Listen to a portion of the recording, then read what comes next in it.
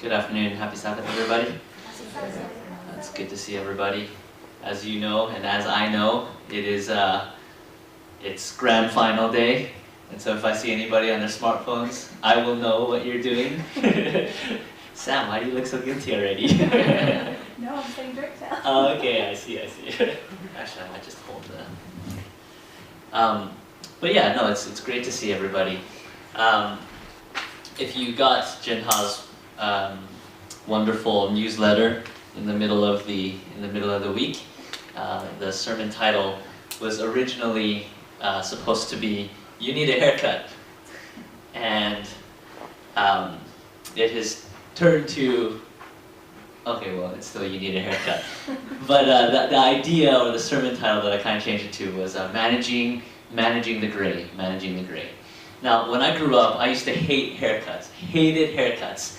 And the reason why is because when I was first born, my hair was quite straight, and then for some reason after I hit about 5 or 6 years old, my hair started to become curly, and as you can tell, I have curly hair right now, but it used to be just straight, very straight, and then just bold haircut from about, ever since I could remember, all the way to like year 4 in primary school, and then everything changed. And I think just our side of the family is cursed with that gene. My brother was born with straight hair, and then after he was 5 or 6 years old, then he got curly hair, and we don't know why. My dad has curly hair. My brother had a son, and he was born with straight hair, and then after 4 years old, it curled right up, and we just don't know why. So Micah has straight hair right now, and I'm just kind of hoping that he's got mama's side of the mama's genes. And anyway, it's easier to deal with your hair when it's straight, and maybe I think too much about my hair. Anyway, so here's what would happen. I would go to the barber shop, and I thought I knew this is how I want my hair to look, and I would tell the barber, this is what I want. And the barber would say, nah, that's not gonna look good, just trust me. And I'm kind of like, well, you're the pro, so you do whatever you want. And after every haircut, I just hated it. And so what I learned how to do was I met somebody who cut his own hair. And I was like, hey, can you teach me how to cut my hair? And so he taught me how to cut my hair. And so for the last 6 years, I have been cutting my own hair. And so even for a wedding, I cut my own hair, and I was like, oh man, if I make a mistake, this is going to be the worst thing ever. And anyway, so actually I had a friend who helped fade, so that was good. So if it looks good in the pictures, because I had some help. So anyway, that's my story with haircuts. Now, in the Bible, there's a story of the world's worst haircut. And as you can guess, it's the story of Samson. And so if you have your Bibles, if you can turn with me to Judges chapter 13.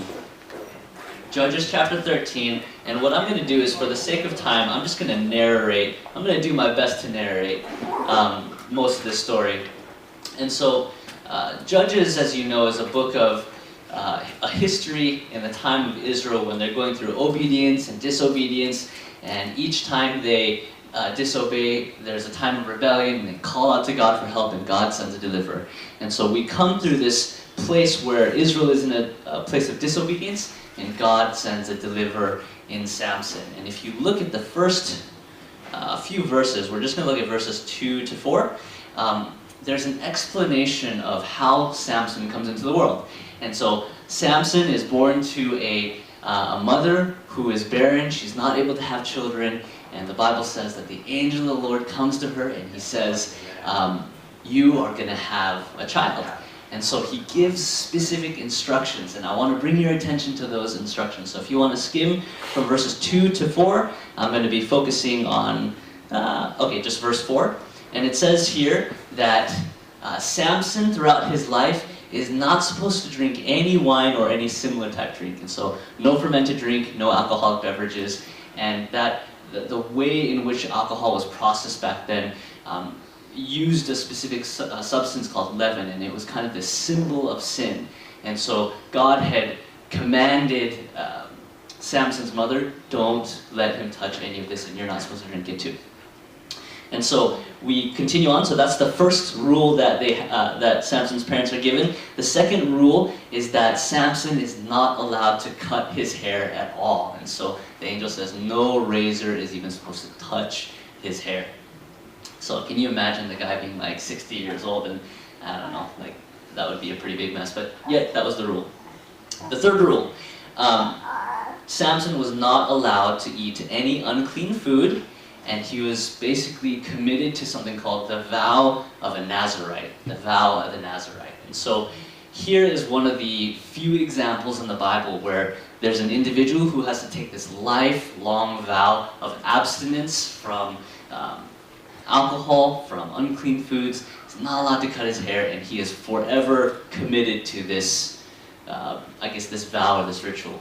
Now, there's another chapter, Numbers chapter 6, and if you want to turn there, we're going to come back to Judges. So if you keep your hand in Judges, we're going to go to Numbers, and we're going to look at Numbers chapter 6, and this whole chapter is dedicated to the vow of the Nazirite, and it explains what the vow is.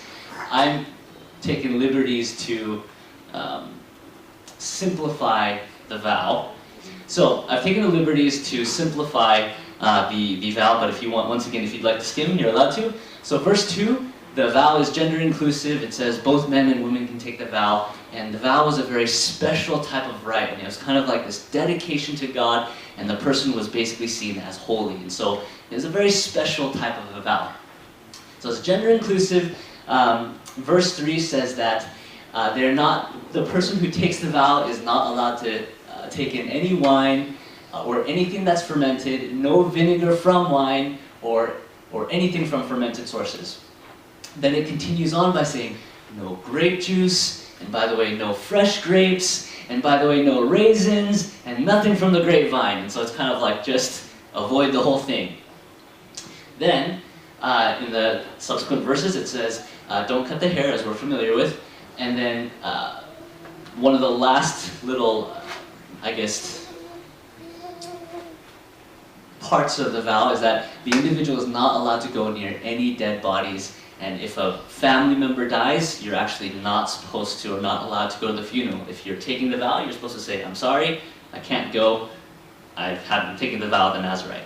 And so this vow was generally a short-term vow. They would set a specific time, they would commit themselves to the vow, and they would follow these practices.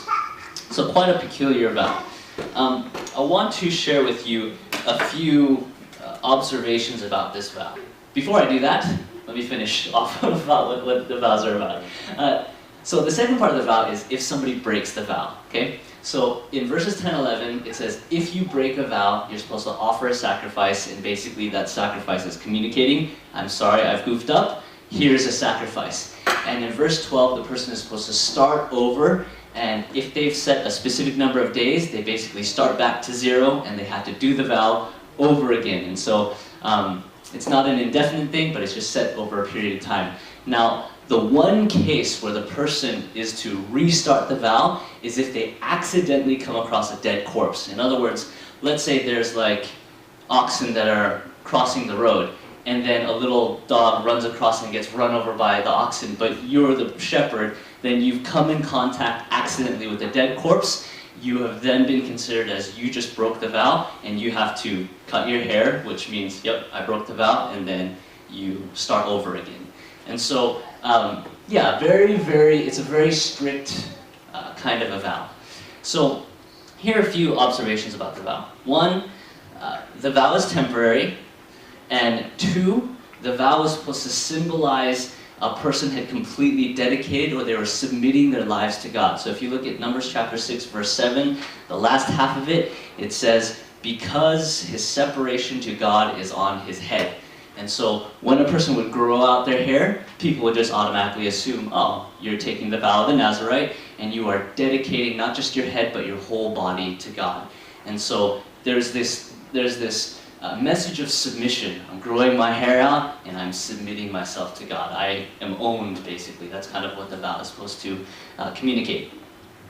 And so basically there's an outward communication that's supposed to communicate inward consistency between one's submission to God and one's heart commitment to God. And so the reason why the rules are so strict is because they're saying, listen, even if by accident you break the vow, you are basically saying, sorry, I messed up, and I goofed, even if it's an accident. And basically there's no backup plan for somebody who would just willfully break.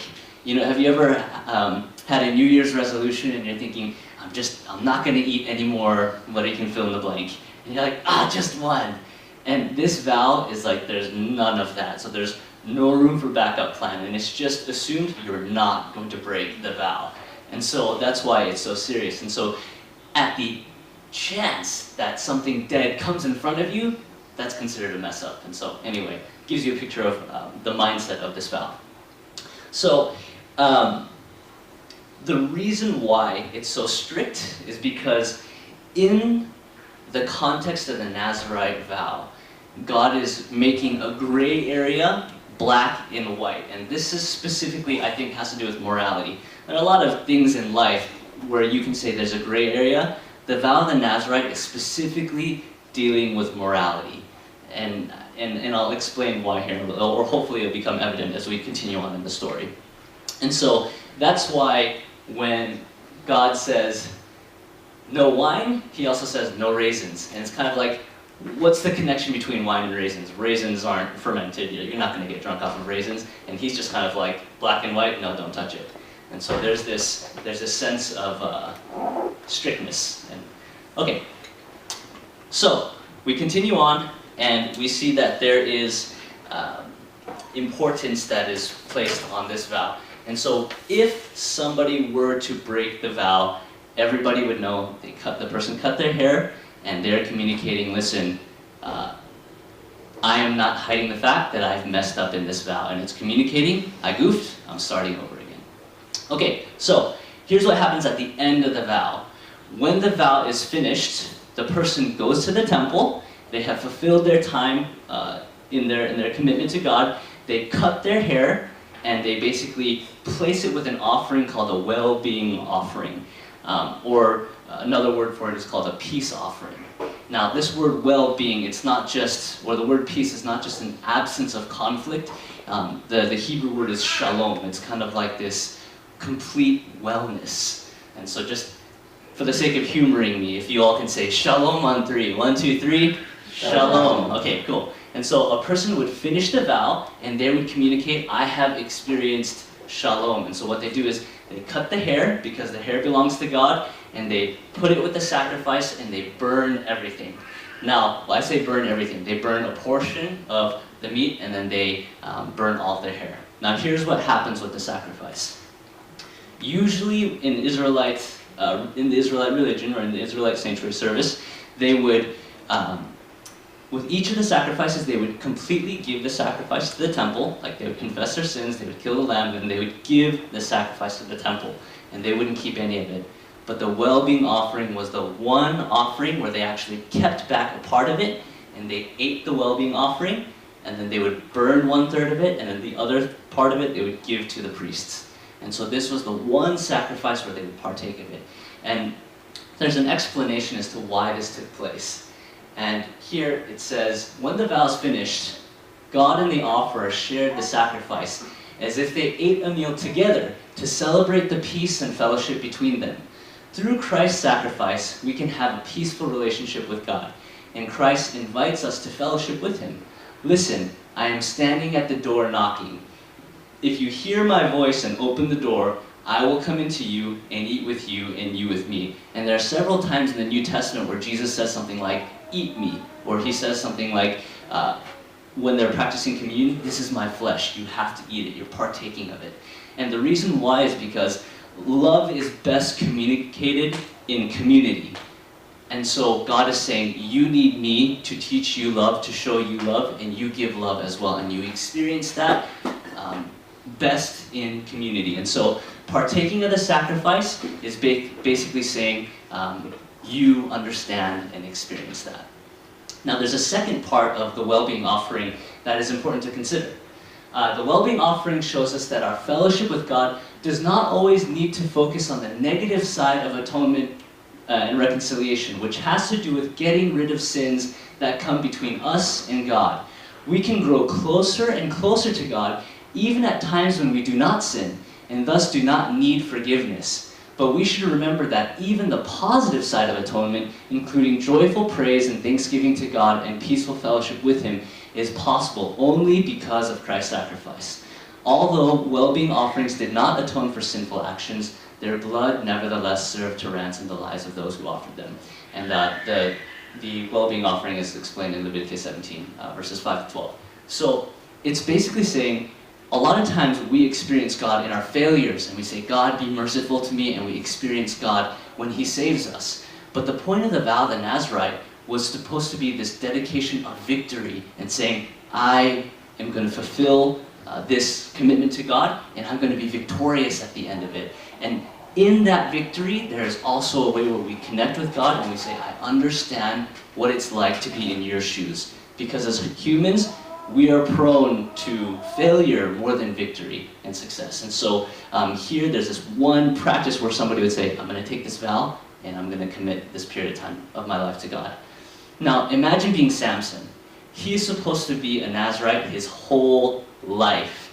And so my question is, how would you feel if you had to dedicate yourself to the vow of the Nazarite? And it's not so much the rules, but it's the implications of those rules. I think I'd pretty much be bald my whole life. And so, anyway, imagine being in Samson's shoes. And so, with this knowledge of the vow, we're going to look at the story of Samson. We're just going to look at one episode of Samson's life and see how he did in terms of dealing with this vow. So if you have your Bibles, go back to Judges. And we're going to look at Judges chapter 14. And this is the first episode. Now, what takes place is Samson begins to grow up. Now, here's a side note, and it gives you a little bit of a picture of Samson's upbringing. Samson's name means son. Not S-O-N, but S-U-N. And so, the angel of the Lord comes to Samson's mother and says, your child is going to deliver Israel, and basically going to be a representative of God. And she's like, I know, I'll name him after a pagan god. So it's kind of like, you know, Mary naming Jesus Zeus instead of Jesus. So it's kind of like this interesting name for Samson. And so Samson has this name, and the Bible says that the Lord blesses him, and the Spirit of the Lord began to move on him, and it gives him geographical locations. And so Samson at this point in time realizes he has been endowed with this special gift. And as you know, his gift is strength. And he is just superhuman. I mean, this guy is really, really, really strong. And at a young age, he begins to realize, hey, my hair is growing longer and I'm getting stronger as a result of this. And so Samson begins to explore a bit. And in chapter 14, verse 1, it says, Samson went down to Timnah and saw a woman in Timnah of the daughters of the Philistines. And so that word is very important because several times in the story of Samson, he sees something and he thinks, I want that. And he begins to gratify the desires that he has. And so he sees this woman, he goes to his family, and he says, Mom, Dad, I've met this woman in Timnah, she's beautiful, and I want her as a wife. And his parents aren't really excited because God gave Samson the responsibility to free Israel. So the Philistines, the people in Timnah, are his enemies, and yet he's like, I want to marry that person. And so there's a bit of a dilemma there. And so his parents are kind of not happy about it initially, and then the dad decides, okay, well, I'll get her for you. And so if you look at verses 5, it says that Samson goes down to Timnah with his father and his mother, and if you keep reading, there's this bit of information that's missing between verses 5 and 6. It says, now to his surprise, a young lion came roaring against him. The Spirit of the Lord came mightily upon him, and he tore the lion apart as one would have torn apart a goat, though he had nothing in his hands. But he did not tell his father or his mother what had been done. Now here's my question. If your mom and your dad travel with you down to Timnah and you meet a lion and you kill it, how do you not tell your mom and your dad if they're with you?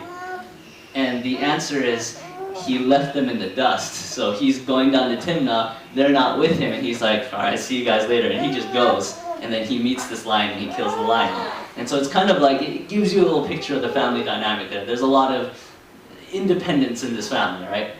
And so here's the first bit of gray area.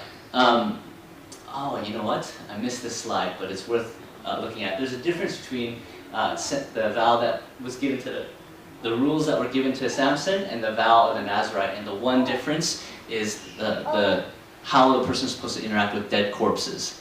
And so with Samson, he's supposed to free the people of Israel. And so basically God doesn't give him that rule. Hey, if you come in contact with a dead corpse, you have to cut your hair. Because he's going to have to kill people. And so he would be very bald and very weak a lot of the time, and so it just doesn't make sense. And so anyway, this is interesting because the vow of the Nazarite is supposed to be black and white, and yet there's a gray area inside of this vow. So Samson kills this lion, right? And there's a dead corpse in his hands, and the Bible specifically says he doesn't tell his parents. And so my question is, why wouldn't he tell his parents if it didn't matter? And so he's not given this rule, and there's a bit of gray area, but he chooses not to say anything. So the story continues on after verse 6. He goes back a second time to visit this woman in Timnah, and it says that he looks and he sees the dead lion that he has killed, and there are a swarm of honeybees inside of the carcass. And what he does is he reaches inside of the dead lion and he grabs the honey out and he starts eating it. So here it says, don't eat any unclean food. That would definitely count as unclean food if you've got honey and it's dripping all over your hands and there's some lion guts in there. It's probably not clean. And unclean is just, it's a specific type of dietary regulation, but it's definitely unclean. And so what happens is, if you look at verse 9, he took some of it in his hands and went along eating, and when he comes to his mom and dad, he gives it to them and they eat it too. And then there's that line again. He does not tell them that he had taken the honey out of the carcass of the lion. And so Samson is kind of dancing in this gray area, kind of like, oh, this rule wasn't given to me. But in reality, he's actually breaking the vow of the Nazarite. And so what's supposed to happen according to this vow, and let me quiz everybody, what's supposed to happen if he breaks the vow? He's got to cut his hair off. But what happens if he cuts his hair is he knows he's not going to be strong anymore. And so he decides, I'm going to keep the hair on there. So the story continues on, and I'm going to come back to that in just a bit. Samson's mom and dad organized a wedding for Samson, and if you look at verse 10, it says his father went down to the woman and Samson gave a feast. And so the person who starts this feasting is actually Samson. Now if you look at the Hebrew word or translation of the word feast, it's actually translated drink. Just drink. And whenever I usually think of feast, I think of food, right? Oh, I'm going to feast. But in the Hebrew language, when you feast, you're going to drink a lot. And there's a part of me that wants to give Samson the benefit of the doubt and think maybe they're just drinking lots of water and that way they're being healthy, but probably not. And so Samson instigates this festival of drinking, if you will, in preparation of his wedding. And so if you look here, he's basically broken all the rules that were given to him, and then some. And so, he chooses not to cut his hair, he has this feast, and what he does is he thinks about the lion and the honey and thinks, hey, I can capitalize on this. I'm going to tell a riddle to the people that have come to the wedding. If they can figure out the riddle, I'll give them 30 changes of clothing, and if they cannot figure out the riddle, they have to give me 30 changes of clothing. And so here's the riddle, verse 14. It says, out of the eater came something to eat, and out of the strong came something sweet. And so the answer would have been lion and honeybees inside of a lion. And so the story goes that he is given 30 companions. And the story doesn't say who gave him 30 companions, but he's given 30 friends from the Philistines, and they're having this party and they can't figure out the riddle, and they think, if we don't figure this out, we have to give Samson a piece of clothing from each of us, and we don't want to do that. So they threaten Samson's wife, and she gets the answer from him, and she tells the answer to the companions, and Samson is just furious. He's furious, and he gets so upset that he leaves. So there's a pause in the story between chapter 14 and chapter 15. And technically, what should have happened here in the story is that Samson should have cut his hair. And here's what it would have done. Samson has broken the vow of the Nazarite, and he does not want to make himself vulnerable. And if he would have cut his hair, it would have made him vulnerable, and it would have made him very dependent, because he would have realized the strength that I have doesn't come from me. It comes from God. And oftentimes, it's our talents, it's our giftedness, it's the things that we do that are socially acceptable, where people see us and think, man, that person just has it together. And there are many times where I meet people from week to week and I think, man, that person just has it together because they're so good at what they do. And it's oftentimes that our abilities can sometimes mask the heart reality of what's going on between us and God. And there's this issue of morality because Samson is given a gray area, and it's sometimes in that gray area where your motives can be hidden and you can justify anything that you do. And so Samson is here, he's like, I don't need to cut my hair, even though technically he has broken the vow, and he thinks, I'm so attached to my abilities, and if I get rid of my abilities, then what do I have? Then he would be in a place where he would have to be honest with God and realize, God, there are some things that I have to work through in my heart with you. And so, in the midst of that, Samson would have had to go through the rigorous regulations of going to the sanctuary, giving a sacrifice. But it's in the process of giving that sacrifice that Samson would have actually been reminded of the forgiveness that God has for him. It's in taking away his talents and his giftedness that he would feel insecurity, but it's at that moment where God could have given him security in the sense of, listen, regardless of what you're able to do, I genuinely love and care for you, and this sacrifice is to remind you of that very, very fact. And what Samson needs, he refuses, and he chooses not to cut his hair. So here's what happens instead. If you look at chapter 15, Samson chooses to follow his own actions. Now, there's this text in the Bible, it's in Proverbs chapter 3, verses 5 and 6. And I'll recite it to you. It just says, trust in the Lord with all your heart, lean not unto your own understanding, in all your ways acknowledge him, and he will direct your paths. And so the vow of the Nazirite was supposed to communicate to God, God, you guide and direct my paths. You teach me what is right and wrong. You control my life. And in the midst of doing that, when Samson practiced morality, it was supposed to give him a sense of his mission. Because Samson would then be faithful, he would keep his strength, and then he would go and free Israel. And instead of being in that place where he is able to hear what God wants him to do, he takes matter into his own hands, and as a result, his ways are not established. And here's what happens. Chapter 15, Samson, in verse 1, it says, after a while, in the time of the wheat harvest, it happened that Samson visited his wife with a young goat, and he said, let me go into my wife and in her room. But her father would not permit him to go in. Now picture being Samson. Samson doesn't think to himself, I miss my wife. I need to spend time with my wife and show her that I love her. One day he's just kind of thinking, oh, yeah, I have a wife. And maybe that day or that morning, his body produced a little bit extra testosterone, and he's thinking, I am going to see my wife. And that's kind of why he goes and sees his wife, right? And so he knocks on the door, and the dad comes up and he says, listen, you left and you were so angry, I gave your wife to one of the companions that was at your wedding party. And as a result, Samson is furious. So he goes and he catches 300 fox, he ties fire torches to, he attaches torches to their tails, and he lets them go in the wheat fields.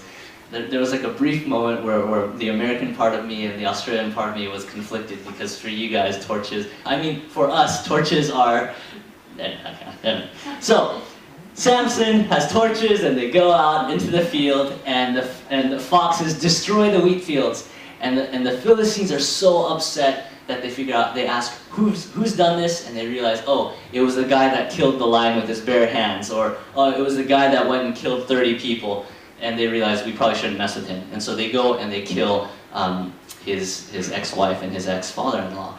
And at this, he gets so upset. And here is such a good example of what Samson's actions lead to, because rather than allowing God to lead in his life, he decides, I want to be my own leader.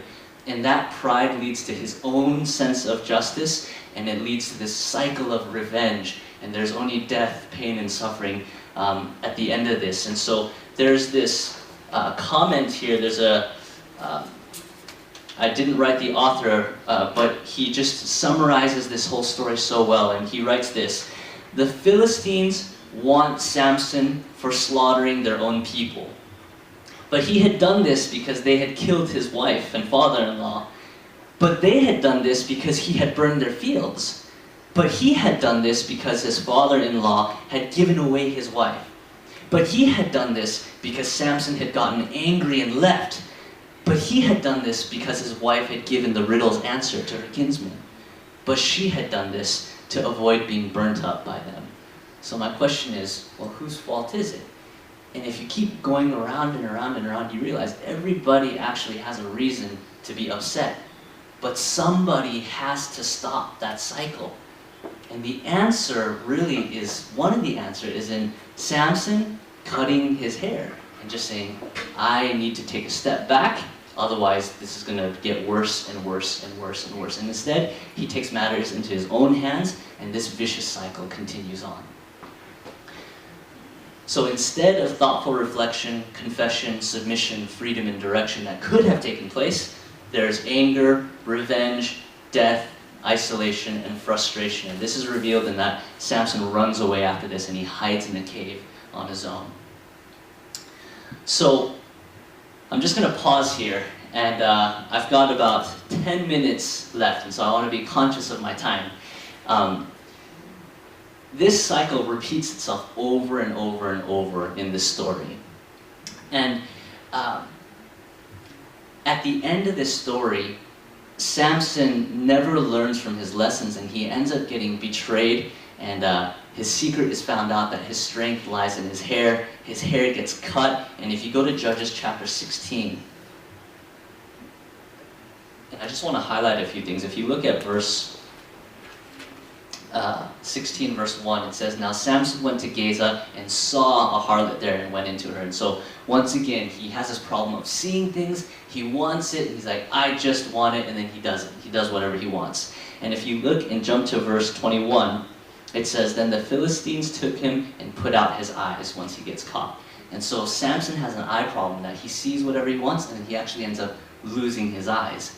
And it's a human it's just a result. I think it's like a universal principle that when it comes to selfishness, the thing that we cherish the most is actually the thing that destroys us, and it's the thing that we end up losing. And there's just this, it's just a part of life. It's like this universal principle, if you will. And so Samson loses his eyes, and he gets brought to the temple, and there's this temple dedicated to a god named Dagon. And ironically, Dagon is the wheat god of the Philistines. And so Samson has just destroyed all the wheat in the Philistines' land, and the Philistines kind of think, we're going to bring you to the temple of Dagon. Our God is greater than you, even if you've slaughtered so many of us. And so they bring him to Dagon, and here's near the end of the story, and I want to bring your attention to verse 24. It says, when the people saw him, they praised their God, for they had said, our God has delivered into our hands our enemy, the destroyer of our land, and the one who multiplied our dead. And in this praise to Dagon, there are 5 first-person pronouns. And all of those pronouns have to deal with self. And their worship of Dagon centered around their needs, what they wanted. And when they sing this praise, they're saying, God brought you to us, our God. Very self-centered. Now, if you jump to verse 28, this is the last prayer that Samson prays. And here's what it says. Then Samson called to the Lord, saying, O Lord, remember me, I pray. Strengthen me, I pray, just this once, O God, that I may with one blow take vengeance on the Philistines for my 2 eyes. And if you count the number of first-person pronouns in Samson's last prayer, it's the exact same number. And the very thing that motivates and drives the Philistines is the very same thing that motivates and drives Samson. It's the sense of self-serving type of religion. And in the end, there's no difference between Samson's worship and the worship of the Philistines. And so What the vow of the Nazarite is supposed to do for Samson, it does absolutely nothing really. There's this quote that no other deliverer in the book of Judges matches Samson's potential, his strength, his wit, his giftedness. Yet in spite of all these advantages and special attention, he accomplishes less on behalf of his own people than any of his predecessor deliverers. Samson is the last recorded judge in the book of Judges. And so where Samson is supposed to take the vow of the Nazarite, and where Samson is supposed to be this example of a giver, an example of who God is, he is a self-seeking taker. You know, there are some interesting parallels between Samson's life and the life of Jesus. For example, Mary has never had children. God sends an angel and says, Mary, you're going to have a child, and she gives birth to Jesus. Samson's mother is barren. She's never had children before. And an angel comes and miraculously says, you're going to have this child. Jesus is called Jesus of Nazareth. Samson takes the Nazarite vow. Jesus says right before he leaves, I will not partake of this cup of wine until I meet you in heaven. And Jesus himself kind of takes this vow of the Nazarite and abstains from grape juice or wine. And so also Samson was supposed to take the vow of the Nazarite and abstain from anything that was related to the vine. And finally, Jesus accomplished more good in his death than he did in his life. More people have come to believe the gospel. More people have been touched by the story of Jesus. Post Jesus' life, same with Samson. The Bible ends this story by saying that Samson killed more people in his death than he did in his life. And so there are these parallels, and what Samson was supposed to do was to be able to communicate the very message of what it's like to have a life that's completely dedicated to God. And he actually drops the ball on this. And so there's a bit of a tragedy in this story, but here's where it comes to us. God also calls us not necessarily to take the vow of the Nazarite, where we're not allowed to cut our hair and drink grape juice and whatever have you, but there's this sense where God wants each and every one of us to experience not just failure, but also victory, where we are able to partake with Christ and say, I take you, and not only do I receive your forgiveness, I'm actually believing in your ways and following your footsteps and accepting your truth and living out the principle of giving in my own life, just in the way that you have given yourself to me. And so God calls us to a specific vow to him as well. And there are moments where we fail, and the greatest thing that we can do is to so-called get haircuts. And it's the place where we become vulnerable with God and we are real with God. And regardless of what may seem good on the outside, where people think, man, you've got it together, where we realize, inside, there are things that I need to work through with God. And to take that time apart in safe environments to be vulnerable and to let God minister to us, and then to enter into communion with him so that we can experience that grace. Samson cut his hair too late, and instead of him cutting his hair in a safe place, somebody else cut his hair in an unsafe place, and he lost his eyes as a result. And so I think there's this really important lesson of being able to be vulnerable with God in the quietness of each day or each moment where we really need connection with God. And I hope that in those moments you can really, really connect with God in a meaningful way. So may God bless you, and look forward to hearing from you around the tables.